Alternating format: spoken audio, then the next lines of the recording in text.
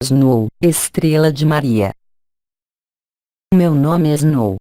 Meus queridos irmãos, minhas queridas irmãs, que o sopro do Espírito os acompanhe. Eu venho para conversar livremente com vocês, todos sabendo que meu domínio de predileção é a natureza e seus constituintes. A natureza e, ao lado das técnicas que lhes foram comunicadas de diferentes modos ou das ferramentas que vocês já utilizam, um meio, um utensílio, para ir para o grande Espírito. Comunicar-se com a natureza é uma etapa em direção à comunicação com a natureza e com o grande todo.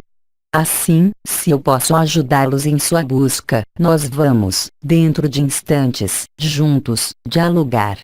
Se há perguntas sobre a natureza e seus constituintes, que eu possa auxiliá-los em sua busca, então eu estou aqui para isso. Lembrem que em meio à natureza, segundo o olhar que vocês portam e segundo a vibração que vocês a captam, vocês poderão ali discernir o sopro e a unidade. Lembrem também que as árvores, que são a ligação entre esta dimensão de vida e o mundo do espírito, são de grande ajuda, mas não unicamente. Tudo o que existe na natureza possui um espírito, uma vibração do espírito peculiar, reconduzindo-os às suas próprias ressonâncias. Muitos seres humanos, vivendo em cidades, estão privados desse apoio na natureza, que é um impulso em direção ao céu. Encontrar sua posição entre o céu e a terra, por causa da emergência do grande espírito em meio a esta dimensão, é um auxílio importante para permitir que se alinhem e acolham o sopro do espírito. A natureza é conciliadora. A natureza é paz. Comunicar-se e comungar com a natureza irá apaziguá-los. Ela contém em si todos os remédios, todos os bálsamos, todos os nutrientes. Meus queridos irmãos, minhas queridas irmãs, eu me abro então a vocês, como vocês se abrem a mim. Pergunta: foi dito que os pinheiros seriam árvores que poderiam abrigar certas entidades. Eles acolhem principalmente os desencarnados, os espíritos dos defuntos e dos ancestrais. Mas isso não apenas os pinheiros, mas mais certas variedades de coníferas do que os pinheiros propriamente ditos. Trata-se, antes de tudo, de árvores talvez gigantescas que existiam na minha terra, vocês as chamam de cedro, de cipreste, independente da sua variedade, mais do que os pinheiros ou os abetos que, ao contrário, estes têm a particularidade de abri-los ao sopro, à vibração e à vitalidade. Pergunta: que é sobre os cedros do Líbano? Os cedros do Líbano, que eu não conheço e que eu não conheci, mas existe em minha terra, árvores até semelhantes que vocês denominam, eu creio, as sequoias, são as mesmas variedades de árvores que, pela sua antiguidade, pela sua existência durante várias vidas humanas, são capazes de conduzir o sopro e sua vitalidade, de distribuir sua energia, seu sopro-respiração desde sua cabeça até seus pés. Lembrem-se de que as árvores cujas folhas não morrem, são antes de tudo as árvores, exceto as que são ligadas a espíritos de almas errantes, os meios de amplificar a respiração e o sopro. Da mesma maneira que, conosco, os anciãos eram venerados, como em todos os povos primitivos, porque eles são portadores, além de uma memória, bem mais de uma vibração em relação direta com a ancianidade, evocando, aqui e ali, a noção de algo de imortal ou de perene. É o mesmo para essas plantas talvez mais antigas. Elas são portadoras de uma vibração muito mais assentada que os permitirá se assentarem vocês mesmos. Pergunta: quais são as melhores formas de se comunicar com a natureza? Primeiramente, a intenção deve estar definida. Qual é seu objetivo? Qual é sua intenção? Uma vez definida a intenção, sua atenção deve se portar, por exemplo, sobre a árvore que vocês escolheram. O contato com a árvore se dará no início de forma sutil, não física. Não adianta nada penetrar na árvore muito violentamente. É preciso primeiro perguntar à árvore se ela está disposta a entrar em comunicação com você e em seguida entrar no que eu denominaria irradiação da árvore, geralmente impressa nos galhos os mais periféricos, os mais extremos. A esta borda dos galhos mais externos, você emana sua intenção e sua atenção. E então você pode se mover na direção do tronco. Em seguida, conforme o que você deseja, a maneira de proceder poderá ser diferente. Ou se trata de uma árvore onde você tem necessidade de recolher seu fluxo energético, neste caso, você poderá ser levado a encostar suas costas ou sua frente anterior, para receber e colher os benefícios. Ou se trata de uma comunicação vibratória, caso em que você poderá se aproximar da árvore, dentro da coroa externa dos galhos, sem, entretanto, tocar o tronco e simplesmente dirigindo suas mãos em direção à árvore, suas palmas das mãos e, depois, centrar-se em meio ao seu coração. Se possível, os olhos ficam fechados. Você não precisa dos olhos, mas vocês precisam sentir o contato vibratório. Nesse momento, a árvore lhe responderá por uma vibração. Essa vibração, essa percepção é a que lhe dirá que o contato está estabelecido. Em meio a essa comunicação, depois, tudo é possível. Alguns de vocês poderão tocar o espírito da árvore, especialmente para as árvores denominadas mestres, que poderão então falar telepaticamente em sua cabeça e em seu coração ou então, fazer-lhes viver estados vibratórios próximos, muito próximos da unidade, de vibrações existentes em meio ao sopro do grande espírito. O importante sendo, mais uma vez, a intenção, a atenção e o respeito e o pedido. Se você respeita isso, então, a árvore irá se comunicar. Do mesmo modo que no meu povo, foi possível comunicar com a alma de uma manada, a alma de um animal, foi possível para os mais talentosos dentre nós transferirmos literalmente sua consciência ao animal em questão, de ver pelos seus olhos, de sentir por suas penas ou seus pelos. Mas vários xamãs, em todos os povos, ilustraram e falaram sobre essas comunicações. Elas são bem reais. Porque a natureza fala. Ela não fala a mesma linguagem de vocês, ela fala a linguagem da vibração e ela fala o seu coração. Pergunta: em uma folha de aceracea, eu vejo uma mão aberta e um coração aberto. Meu querido irmão, em que deseja que eu lhe explique o que você vê? O que você vê é o que você vê. O que você percebe é o que você percebe. Por que ir além do que você percebe, para ter minha própria percepção, que não será a mesma que a sua? Em que a minha seria superior à sua? Ela é simplesmente diferente. Ela lhe pertence no momento em que você a vê, assim como as minhas percepções me pertencem quando eu as vejo. Assim, no que você denomina a folha de Acer, outros até perceberam outras coisas. Nenhum errou, nenhum acertou. É o princípio mesmo do símbolo existente em meio à natureza. Como diriam certos arcanjos, não há verdade absoluta naquele nível, há apenas a verdade do momento e de sua própria vivência. Pergunta: entrar em comunicação com a natureza implica em poder entrar em comunicação com os espíritos da natureza? Não, absolutamente não. Não se trata em absoluto disso, mesmo se certos espíritos e certos povos habitarem nas árvores ou na floresta ou no curso da água, do mesmo modo de comunicação. Não se trata tampouco do mesmo papel e da mesma função.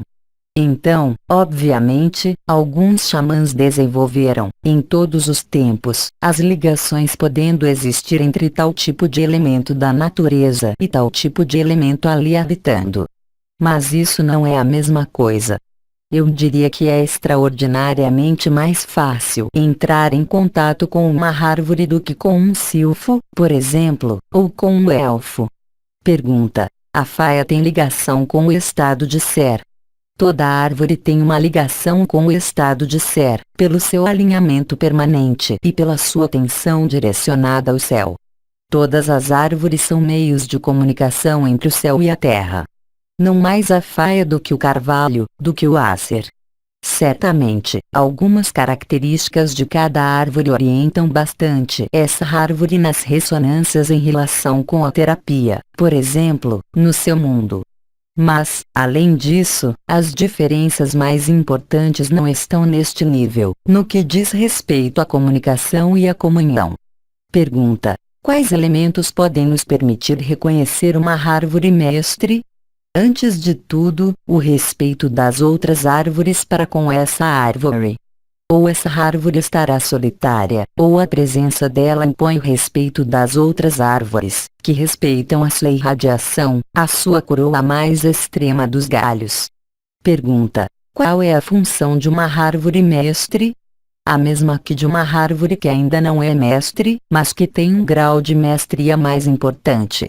Um grau de retidão que nada pode vir alterar, em todo caso, no nível da natureza. Pergunta: por que a casca de certas árvores representam rostos? Do mesmo modo que na forma do Acer, cada um ali vê o que quer, na concepção das árvores alguns têm prazer de ver rostos. São reais, são imaginários. Do mesmo modo que em uma cachoeira pode-se ver 1000 demônios. São reais, são imaginários. Do mesmo modo que nas nuvens, alguns ali vão ler presságios. São reais, são verdadeiros. Tudo depende da capacidade de ver o que se observa. Mas, frequentemente, trata-se de criações e de montagens existentes no seu cérebro e absolutamente não em meio a uma verdade significante. Isso poderia ser verdade, sobretudo para as nuvens onde as formas são vibração e movimento. Nas árvores, a diferença é que esses rostos estão inscritos de maneira permanente ou duram longos períodos de tempo. Agora, o olho humano pode ali discernir muitas coisas. Mas é justamente esta visão que deve evitar entrar em contato com a natureza. Porque esta visão não é comunicação, nem comunhão, mas projeção. Pergunta: é verdade que é melhor ficar sempre em comunicação com a mesma árvore? Isso é verdade para alguns e falso para outros. Pergunta: poderia nos falar sobre o arco-íris? O arco-íris é chamado de arco-íris. E, no meu povo, como para muitos povos, com frequência, uma resposta a uma pergunta lançada no céu. Este arco-íris apenas ocorre através de certas ressonâncias e de refração da luz. E, no entanto, para alguns, há um significado importante. Existe, de fato, vários arco-íris. O arco-íris depois da chuva não é o arco-íris aneliforme, significando a presença de grandes espíritos viajando no grande espírito. Assim, há arco-íris duplos, mesmo triplos, cujo significado, é claro, não pode ser sobreposto para os arco-íris da chuva. Pergunta: o que é o arco-íris anular que se vê às vezes em volta do Sol? Trata-se de um fenômeno de refração ligado à luz solar que se reflete nas nuvens. O significado é muito mais claro no que se refere aos arco-íris aneliformes, quer estejam localizados em outros locais do que ao redor do Sol ou não. Muitas vezes eles sinalizam a presença de viajantes de estrelas. Pergunta: é simplesmente uma sinalização de presença ou um chamado para contato? A partir do momento em que houver uma manifestação, há uma forma de comunicação. Mas a comunicação pode se limitar a essa presença. Pergunta: em sua vida, de que maneira você se comunicava com a vibração mariana? Como todas as irmãs de Maria, estando em sua vibração, qualquer que seja o nome que nós lhe dessemos em nossa vida. Quanto a mim, eu jamais tinha chamado Maria. Eu havia simplesmente chamado a Terra-mãe ou a Mãe-Terra. Pergunta: parece que em função da nossa data de nascimento, tem-se uma afinidade particular com um tipo de árvore. É melhor ir para essas árvores? Não. Do mesmo modo que vocês carregam uma assinatura astrológica colocando-os em ressonância, de maneira muito próxima, com tal ou tal astro, é isso para tanto que devam passar sua vida estudando ou vivendo tal vibração de tal astro? Isso seria ainda um quadro limitante e condicionante. Pergunta: No seu polvo, qual seria o papel das penas que vocês utilizam? As penas têm várias funções de acordo com quem as carrega. Elas são significativas para quem as vê no meu povo. Mas, de modo geral, as penas representam a vontade de elevação do espírito, a comunicação com o grande espírito ou, tão somente, o seu desejo e a sua intenção. Agora, a coloração vai dar uma especificidade. Pergunta: banhar-se no mar ou observar uma fogueira ajuda a elevar as vibrações? Minha querida irmã, não há resposta definitiva para isso. O mar, para aqueles que estão em ressonância com ele, lembra o meio nutritivo no qual você esteve no seio da sua própria mãe. Para alguns, isso pode ser um elemento apaziguante, enquanto que para outros, o mar evoca a imensidão e o medo de se afogar. Assim, cada um tem uma resposta apropriada em função da sua vivência, dos seus atrativos, das suas atrações. Alguns serão atraídos por outros fatores. O importante não é se sentir bem ali, mas sentir o que isso oferece. Ou seja, perceber além mesmo da vibração produzida em vocês por essa imersão ou por esse olhar, no que se refere às chamas da fogueira, sendo conveniente perceber a essência, não unicamente pelos sentidos, mas diretamente pela vibração e pela percepção vibratória existente. Isso pode ser reconfortante, sem, no entanto, ser vibrante. Isso pode ser assustador, enquanto vibrante. Pergunta: quais são as diferentes maneiras da natureza para nos responder?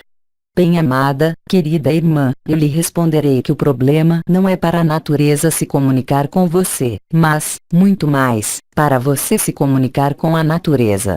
A natureza se comunica em permanência, ela não coloca nenhuma barreira e nenhum freio e nenhum limite. É o ser humano que coloca isso. Assim, ela lhe responde permanentemente pela sua presença, pelo seu papel. Há apenas o isolamento do ser humano que impede, de maneira espontânea e natural, de entender o intuito.